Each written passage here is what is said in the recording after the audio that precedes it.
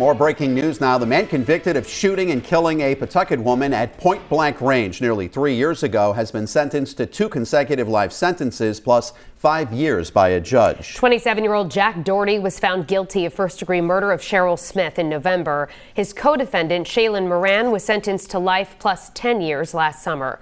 12 News reporter Alexandra Leslie was in the courtroom and joins us live from Superior Court in Providence, where the sentence was handed down a few hours ago. Alex?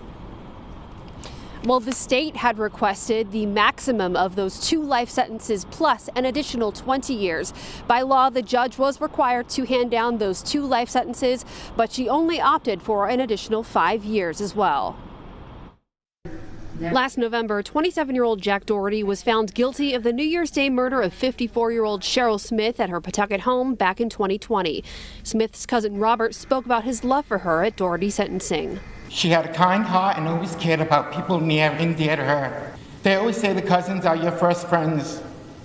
This was true with my family. The state proved Doherty was guilty of not only murder, but of plotting the crime with his then-fiancée, Shaylin Moran.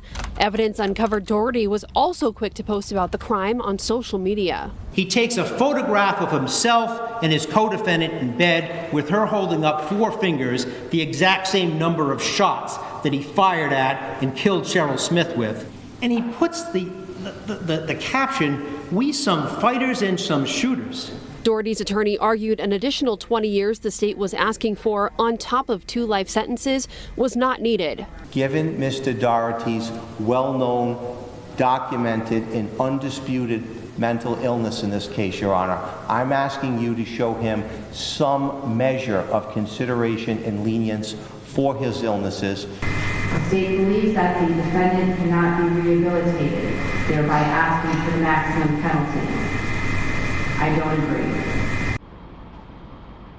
So ultimately, Doherty will spend the rest of his life in prison, and he will be under supervision for the rest of his life if he is ever granted parole. The judge said he would get credit for time served and that he must continue mental health counseling.